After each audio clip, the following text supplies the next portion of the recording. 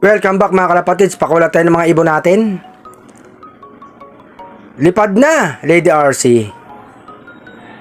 Yung dalawang batang ibon dito, ayaw pang lumabas mga kalapatids, sayaan lang natin. Si Padrino, ang kulit mga kalapatids. Pakawala lang natin to, pangwala yung ibon. O lipad na Padrino, may kasabayan ka na. Etong dalawang batang ibon, ayaw lumabas, wag natin piliting lumabas. Total naman, malapit na magdilim. Eto nga yung mga alaga natin, mga kalapatids.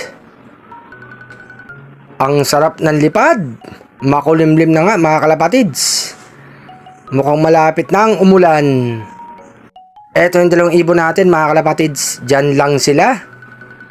Ganyan talaga ang mga batang ibon. Huwag niyong persahin. Nabugawin para lumipad. Eto yung unang palipad natin eh. Yung isa nga, after 4 days, nakabalik. Pero maganda lang yun, natandaan yung loop natin mga kalapatids. Ganyan talaga mga batang ibon. Oh no! Bigyan ko na nga lang ng pagkain to mga kalapatids para pumasok na sa loob. Mukhang babagsak na nga ang ulan. O eto pagkain. Pasok na. Nakita na nila mga kalapatids. Papasok na sa loob yan.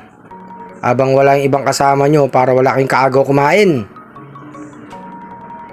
O kain na. Mga batang ibon, anak ni RC Stichelbout. Sana magmana kayo sa tatay nyo. Nakasantaan, nakagayan finisher. Kahit may mga bagyong dumaan.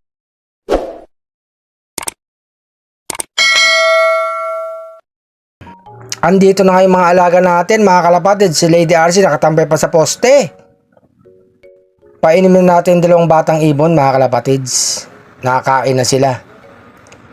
Plain water sa hapon mga kalapatids.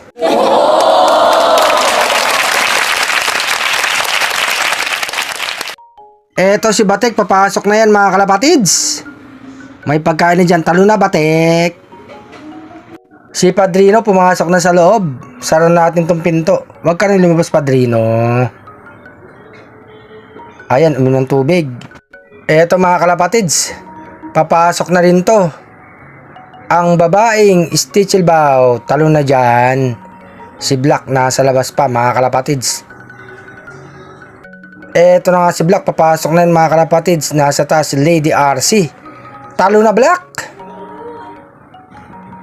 Ayan na, tumalo na mga kalapatids.